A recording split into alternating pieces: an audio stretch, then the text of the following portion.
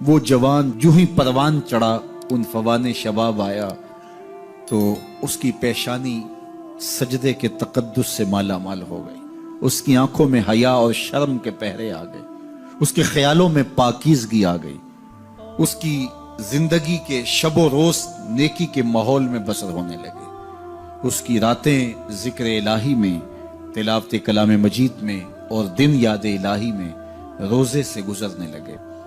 وہ جوان جس کی جوانی اللہ کی عبادت میں گزری، کیونکہ جوانی اگر عبادت میں گزر گئی تو بڑھاپا تو پر نور ہے ہی ہے۔ سب سے مشکل مرحلہ زندگی کا جوانی کا ہے۔ شیطان زیادہ ورغلاتا ہے کسی شخص کو جب وہ جوانی کے مرحلوں سے گزر رہا ہوتا ہے۔ تو جس کی جوانی خیریت کے ساتھ گزر گئی اور اس نے اپنی جوانی کے تقدس کو محفوظ رکھ کے منزل تک پہنچا لیا، اپنی عصمت کے جوہر کی حفاظت کی، اپنی آبرو کو لٹنے نہیں دیا، اپنی آنکھوں کی شرم و حیا پر پہرے بٹھائے اور آنکھ کو برباد نہیں ہونے دیا اور اپنی زندگی کے تقدس کا پہرا دیا، تو جو جوان اپنی جوانی کو خیریت کے ساتھ گزار گیا۔ کسی نے کہا تھا نا، کتاب زیست کا ایک اور باب ختم ہوا، شباب ختم ہوا، ایک عذاب ختم ہوا۔ تو جوانی جس کی منزل تک پہنچ گئی خیریت کے ساتھ، عافیت کے سائے میں۔ مشکل تو بڑا ہے جوانی کو منزل تک لے جانا، خیریت کے ساتھ، داغدار نہ ہونے دینا، جوانی کے تقدس کو رسوا نہ ہونے دینا، عصمت کے جوہر پہ کالک نہ لگنے دینا، خواہشات کو غالب نہ آنے دینا۔ آسان کام تو نہیں ہے، مشکل کام ہے، لیکن اگر کوئی مشکل کاٹ گیا، جوانی کے تھوڑے سے ایام میں گزار گیا، اللہ اکبر۔ حضرت شیخ ختلی کہتے ہیں، داتا گنج بخش علی حجویری علیہ رحمہ کے مرشد ہیں، الدنیا یوم ولنا فیہا صوم۔ وہ کہتے ہیں دنیا ایک دن ہے، ہم روزہ رکھ کے گزار رہے ہیں۔ تو روزہ رکھ کے سارا دن گزر ہی جاتا ہے، دوپہر بھی آتی ہے گزر جاتی ہے، اور عصر کا وقت بھی آتا ہے گزر جاتا ہے، کھانے کا وقت بھی آتا ہے، چائے کا وقت بھی آتا ہے، سب کچھ ہوتا ہے لیکن گزر جاتا ہے، افطار تک بندہ پہنچ جاتا ہے۔ جس نے زندگی روزے کی طرح گزار دی، جس نے جوانی روزہ رکھ کے گزار دی، خواہشات کو بے قابو نہیں ہونے دیا، مشکل کام تھا لیکن اس نے مشکل کام کر دکھایا۔ اجر کتنا بڑا ہے، سنیے اللہ کے محبوب کی زبان سے سنیے۔ حضور نے ارشاد فرمایا جو سیدنا ابو ہریرہ کے ذریعے سے ہمارے تک پہنچا، فرمایا قیامت کے دن جب سورج کا رخ سیدھا ہوگا، زمین تانبے کی ہوگی، لوگ پسینے میں شرابور ہوں گے، کوئی ٹخنوں تک پسینے میں، کوئی گھٹنوں تک، کوئی کمر تک، کسی کو پسینے کی لگام دی جائے گی، اور وہ پسینہ ایسے نہیں ہوگا جس طرح یہ پسینہ ہے، اتنا گرم ہوگا۔ ابن رجب حنبلی کہتے ہیں اس پسینے کا ایک قطرہ اگر احد پہاڑ پہ ڈال دیا جائے تو وہ پگھل جائے، اتنا گرم ہوگا، بدبودار اتنا ہوگا، ایک قطرہ دنیا پہ ڈال دیا جائے، انسان کیا جانوروں کے دماغ بھی پھٹ جائے۔ اس پسینے میں لوگ شرابور ہوں گے، لیکن جس نے اپنی جوانی کو عافیت سے گزارا ہوگا، کل قیامت کے دن جب کوئی سایہ نہیں ہوگا، اللہ اس جوان پر اپنے عرش کا ٹھنڈا سایہ عطا فرمائے۔ وہ شخص جس کو کسی عورت نے دعوت گناہ دی اور وہ صاحب منصب تھی، صاحب جمال تھی، اور اس نے یہ کہہ کے یہ خواہش، یہ آرزو مسترد کر دی، انی خاف اللہ۔ اسی طرح کوئی عورت ہے تو اس نے اپنے تقدس کی حفاظت کی، اپنی آبرو پہ پہرا دیا اور کسی پیشکش کو ٹھکرا دیا، تو فرمایا قیامت کے دن جب کوئی سایہ نہیں ہوگا، اللہ اسے بھی اپنے عرش کا ٹھنڈا سایہ دے گا۔ کیسا سخت دن ہوگا، اور وہ کس اعزاز میں ہوگا، کس تکریم میں ہوگا۔ یہ تو 4 دن 10-20 سال ہیں، اور وہ 50,000 سال کا ایک دن۔ پھر اس کو اللہ کا شکر ادا کرنا ہوگا کہ اللہ تو نے کتنا کرم کیا میرے اوپر کہ میری جوانی خیریت اور عافیت سے گزری، اور آج اس کا تو کتنا بہتر صلہ مجھ کو دے رہا۔ انسان جب کوئی اچھی بات سنتا ہے تو انسان کی فطرت ہے کہ وہ آگے منتقل کرتا ہے۔ آج کل وہ شیئر کر دیتے ہیں نا، جو بات آئے تو آپ اس کو آگے بڑھاتے ہیں، دوستوں میں شیئر کر دیتے ہیں۔ تو یہ انسان کی فطرت سے افواہیں بھی اس لیے پھیلتی ہیں کہ جو بھی بات آپ سنتے ہیں فوری آپ کی کوشش ہوتی ہے کہ یہ سب سے پہلے دوستوں کو میں ہی بتاؤں۔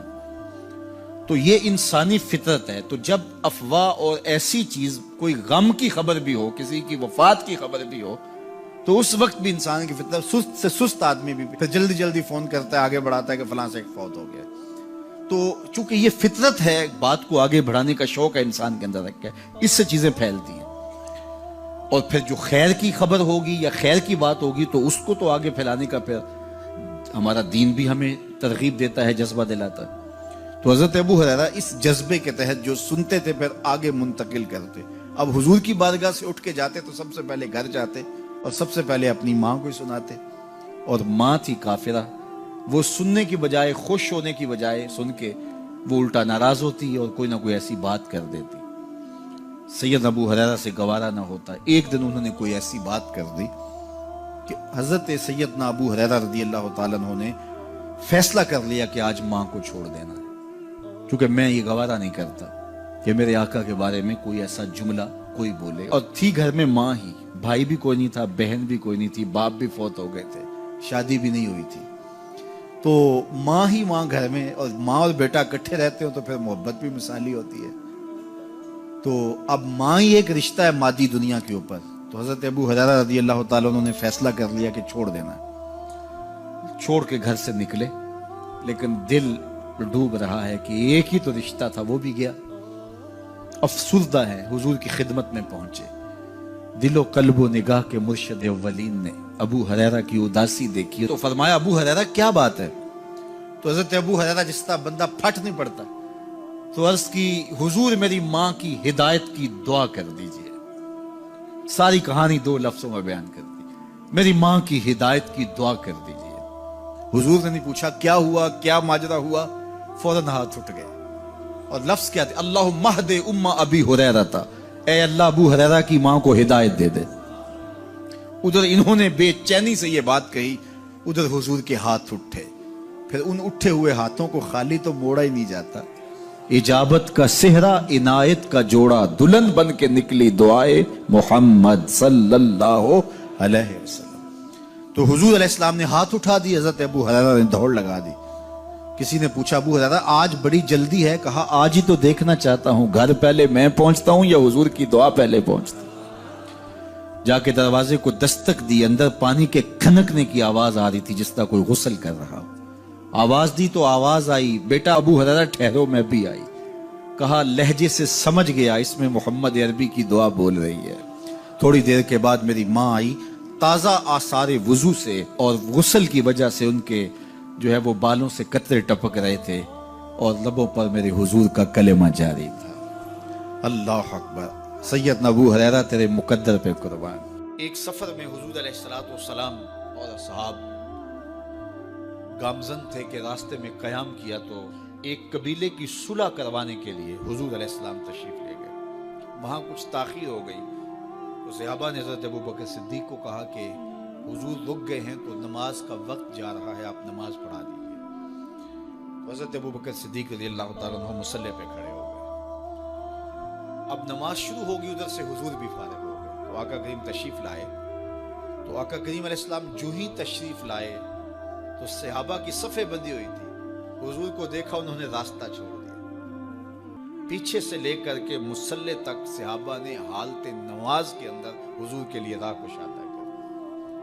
کاش کہ یہ حدیث سب لوگوں نے پڑھی ہوتی اور امت میں اتنے فرقے نہ بنتے، اور یہ سوچ کبھی نہ پنپتی کہ نبی کے خیال سے نماز ٹوٹتی ہے۔ یہاں تو راستے چھوڑے جا رہے ہیں، یہاں تو پروٹوکول دیا جا رہا ہے۔ اللہ اکبر، اور یہ حدیث کہیں چھپی نہیں ہے، بخاری کے اندر چھپی ہوئی۔ اللہ اکبر، آقا کریم علیہ السلام تشریف لائے تو صحابہ نے راستہ چھوڑنا شروع کر دیا، نماز بھی چل رہی ہے اور حضور کا راستہ بھی چھوڑ رہے ہیں۔ بالکل حضرت ابوبکر صدیق کے پیچھے آ کے حضور کھڑے ہو گئے۔ وابو بکر لا یلتفت یمینا ولا یسارا، جب آپ نماز پڑھتے تھے تو نہ دائیں دیکھتے نہ بائیں دیکھتے، پوری توجہ انہماک ہوتا، وہ اپنی کیفیات کے جہان میں ڈوبے تھے، اور حضور آ کے پیچھے کھڑے ہو گئے۔ صحابہ نے اپنے ہاتھوں کی پشت پہ ہاتھ مارنے شروع کر دیے۔ مقعن و تصدیہ، قرآن نے تالی لگانا، سیٹی مارنا، یہ شیطانی اعمال ہیں، لیکن ہاتھ کی پشت پہ ہاتھ مار کے متنبع کرنا یہ مختلف مواقع کے اوپر یہ جائز ہے۔ تو اب جب حضور آ کے پیچھے کھڑے ہو گئے اور صحابہ سمجھے کہ حضرت ابوبکر صدیق ایک استغراق کے عالم میں ہیں، ایک کیفیت کے جہاں میں ڈوبے ہیں، تو انہوں نے اپنے ہاتھوں کی پشتوں پہ ہاتھ مارنے شروع کر دیے۔ تو حضرت صدیق اکبر سمجھ گئے کوئی غیر معمولی واقعہ ہو گیا، دیکھا پیچھے حضور کھڑے تھے، اللہ اکبر۔ تو حضرت صدیق اکبر مصلی سے سرک کے پیچھے آنے لگے، تو آقا کریم نے اشارہ کیا رکو نماز پڑھاؤ۔ سیدنا صدیق اکبر اس کے باوجود پیچھے آ گئے۔ کبھی ہوتا ہے حکم اور کبھی ادب آگے ہوتا ہے، اللہ اکبر۔ حضرت سیدنا علی المرتضیٰ رضی اللہ تعالی عنہ کو کہا نا حضور نے صلح حدیبیہ کے موقع پہ، صلح نامہ لکھوایا جا چکا تو لکھا یہ محمد رسول اللہ اور قریش کی جانب سے ہے۔ تو عروہ نے کہا اگر محمد رسول اللہ مان لیں ہم تو پھر لڑائی کس چیز کی ہے؟ تو اس لیے محمد رسول اللہ نہیں، محمد بن عبداللہ لکھا جائے۔ تو وہ اس بات پہ بضد ہو گئے، اور اگر ایسا نہیں ہوتا تو معاہدہ ٹوٹ رہا تھا۔ تو حضور نے حضرت علی المرتضیٰ سے کہا کہ چلو رسول اللہ کا لفظ مٹا دو۔ عرض کی میں تو نہیں مٹاؤں گا، میں تو نہیں مٹاؤں گا، یہ نام میں تو نہیں مٹا سکتا۔ پھر حضور نے خود مٹایا۔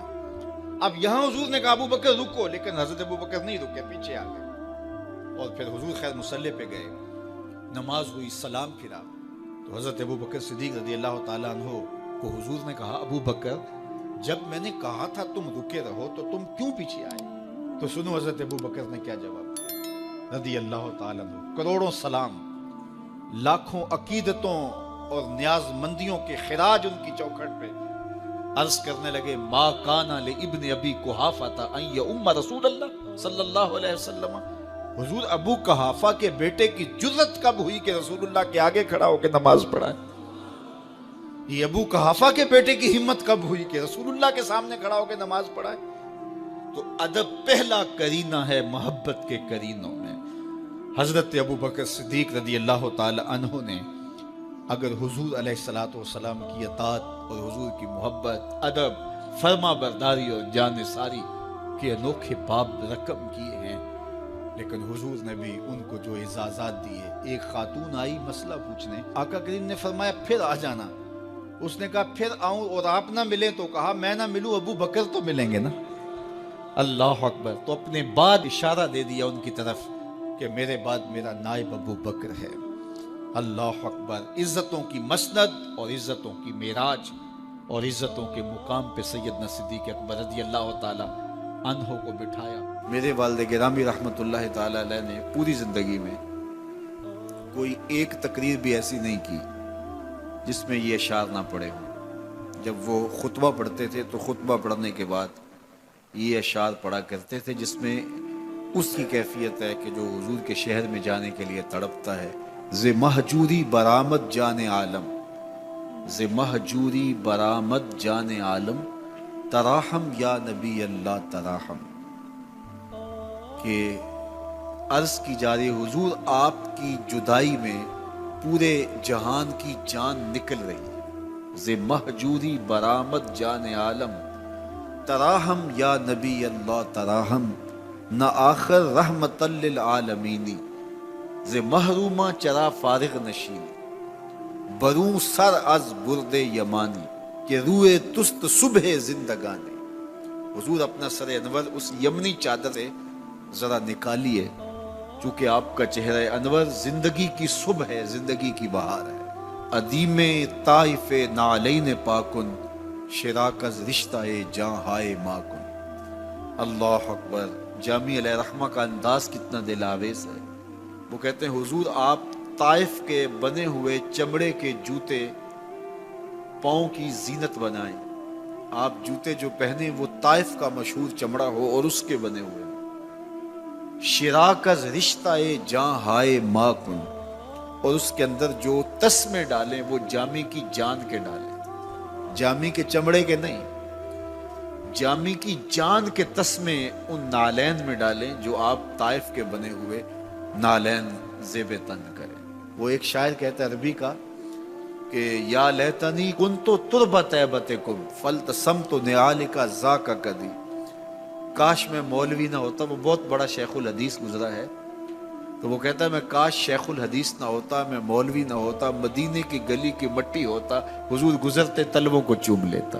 چے باشد گر کنی سوئم نگاہے، ہمیشہ گر نہ باشد گاہے گاہے، نگاہے یا رسول اللہ نگاہے، صد ہزاراں جبریل اندر بشر، بہر حق سوئے غریبہ یک نظر، یا رسول اللہ انظر حالنا، یا حبیب اللہ اسما قالنا، اننی فی بحر غم مغرق خذ یدی ساحل لنا اشکالنا، یا صاحب الجمال و یا سید البشر من وجهک المنیر لقد نور القمر، لا یمکن الثناء کما کان حقہ بعد از خدا بزرگ توئی قصہ مختصر۔ ساری کہانی آ کے یہی ختم ہوتی ہے۔ تو یہ میری اور آپ کی سعادت مندی ہے۔ اللہ کی توفیق سے آپ کے لیے اور آپ میرے لیے محبت اور دعا کے جذبات رکھتے ہیں، اور ہم ایک دوسرے کے لیے دعا گو ہیں کہ آج میں حاضر ہوا ہوں اور آپ نے جو ہے وہ میرے لیے اپنی آنکھوں کی چمک اور محبت پیش کی ہے۔ اللہ یہ دن آپ کو بھی نصیب کرے۔